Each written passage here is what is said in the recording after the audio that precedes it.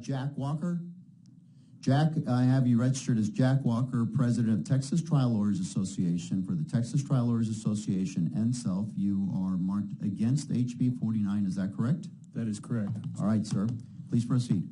Thank you. I had prepared remarks. I'm putting them away because we've drilled down to all of the issues that we want to talk about. I'm here to talk about the liability. Okay. We have concerns about the liability. I met with the chairman this morning about our concerns. And I want to address it a couple of ways. Representative Dyson, you asked a question earlier about water quality, and somebody asked a question with regard to, well, what about things that are not in water that you can't find now? And that is a concern. And I would bring your attention to an article that was in the Texas Tribune last week with regard to some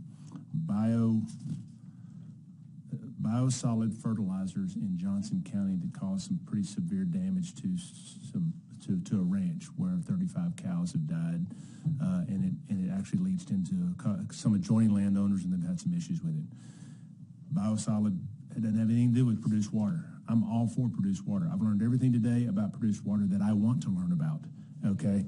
And I understand the beneficial use and why we need it in the state. The only thing that I would ask, and not the only thing, the thing that we are concerned about is the blanket liability protection with regard to negligence causes of action.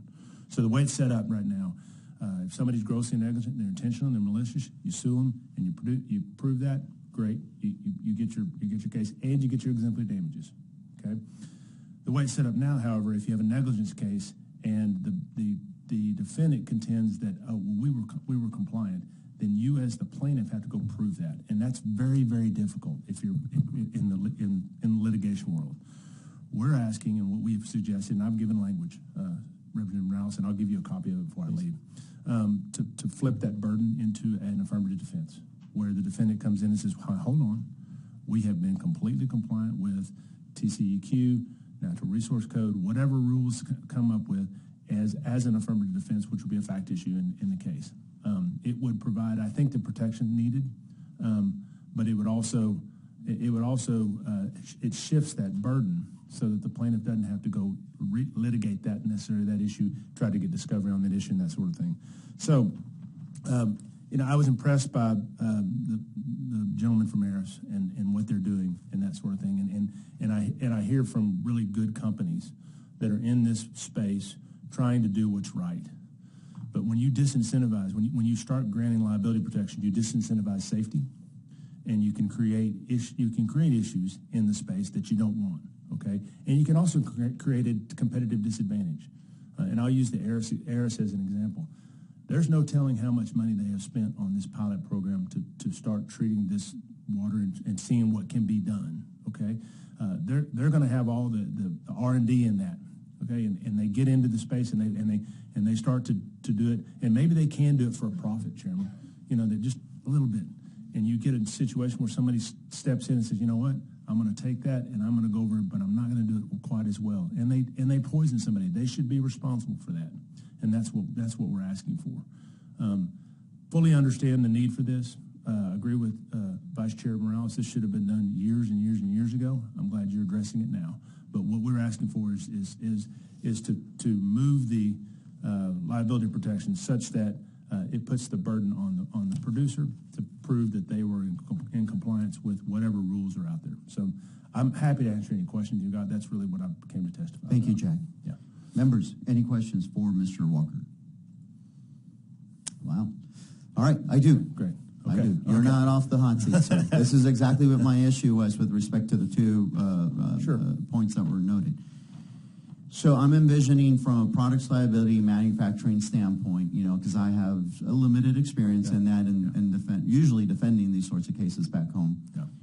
In the chain of supply and the chain of title, right, from the original manufacturer all the way down to the end retailer, everyone down the list can actually go back up to whoever they contracted with under products liability manufacturing and ask for indemnity or subrogation from who they dealt with up the chain of title. You're talking about contractually? Contractual indemnity or straight up products liability under products liability under the state statute. You have the right to seek indemnity from the one above you. Right, and as a plaintiff, you can sue under Chapter 82 for products liability or under common law, depending on how it's done. But yes, there are products liability lawsuits that can be brought. And so you're right. And the plaintiff, in many instances, it has been my experience, they will sue everyone in that chain. If they're responsible, I'm going to sue them. Yes.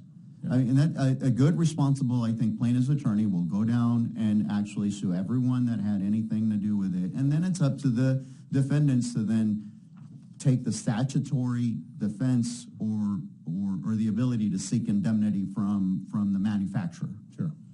And so in this instance, though, this legislation is worded differently to where we are not going to look at the point of beginning, correct? Because once that individual produces the water and then transfers it over to the next one down the line, who then, let's say, transports it off-site to, let's say, this treatment facility that's out there in West Texas. Yes.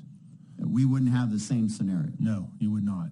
And that's where the difficulty comes in. One of the issues that was in that case I was telling you about in Johnson County, I was reading the article, PFAS has become the new danger because we don't know much about it.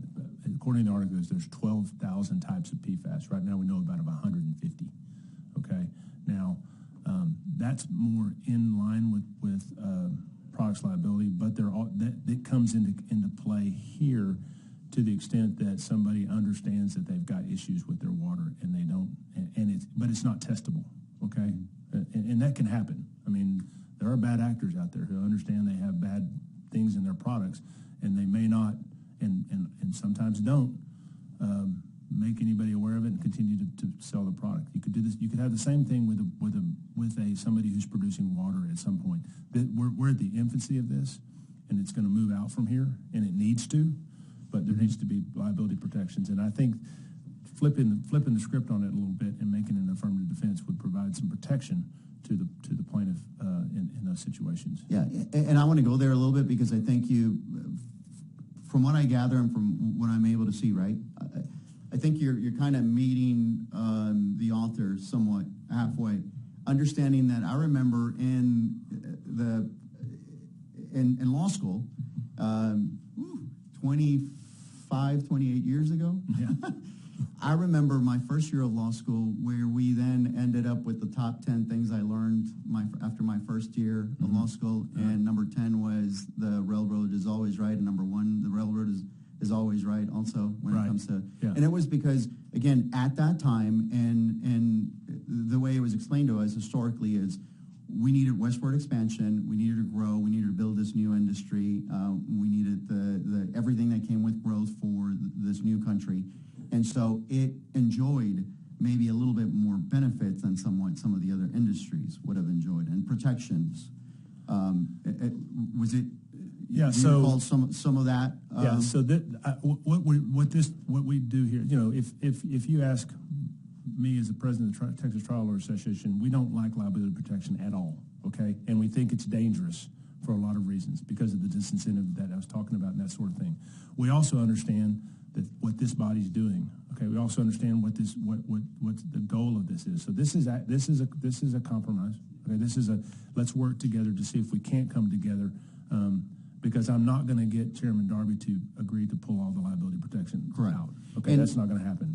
I was handed out. I haven't had a chance to read it because I'm really wanted to hear your testimony here today. But when you're talking about an affirmative defense, and for those out, especially either my constituents who are going to be asking later on how I voted or why I voted for this particular piece of legislation, I want to address those concerns for everyone out there.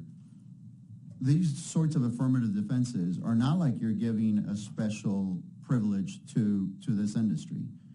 You're just basically providing, if you comply with these certain measures or certain requirements, then it is an affirmative defense that you can use to shield yourself from liability. That's right. You still have to go out there, individual or company, and show that you complied. That's exactly what the affirmative defense does. In this scenario, it flips the burden the way it's written, the plaintiff would have to go in and show, I'm going to sue you for negligence, and I have to prove you didn't comply. Okay, this flips it back and said, okay, I'm going to sue you. I'm going to sue you for your negligence, and you said, hold on, I'm going to prove that I complied as the producer or the defendant. Got it. Okay, and I'm going to put that as a fact issue into our case, and if I prove that, then it's an affirmative defense to the negligence claim.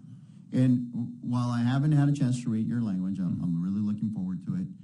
I am aware of at least one other industry that I have some experience with, which is the highway construction industry, which has similar affirmative defenses. A highway construction company that is out there on a highway and actually complying with the, they call it the traffic control study that is imposed by TxDOT. And if they can show that they complied with the traffic control study, then it shows as they can use that as an affirmative defense and shield themselves from any liability. Right. You're familiar with that. I'm very familiar with that. So the fact that we're doing it already for another industry, and it's not necessarily putting them in a more favorable spot, it was just creating an affirmative defense. We can use that similar language or a similar affirmative defense for this industry in light of the fact that we are creating a new industry, and obviously we need to do something with produced water, especially out there in these drought-ridden conditions out there in West Texas. And that is correct. That's the compromise that I think would work, that we think would work with regard to liability protections. Outside of that, does your association or membership have any other concerns if we can incorporate these proposed changes or a version of what you're proposing? If we can do that, then we don't. That's the only concern we have with the bill. We don't have any of the ownership issues or anything like that. I'm strictly speaking in terms of the liability protections. Bearing that, and if we can address those and incorporate those, you would be in support of this piece of legislation? Assuming that we come to an agreement, yes, we would go neutral on the bill. Oh, great, thank you, Mr. Walker. I need to trade something out with you if you don't mind. There's a bad preposition in there. I was just going to give you this one. This is Chairman Darby's. I'll make sure to share it with him too. He's the one that's going to be changing it. Okay. I'll be happy to work with Chairman Darby and his team to see if we can reach something amicable. Yes, yeah. Representative Dyson.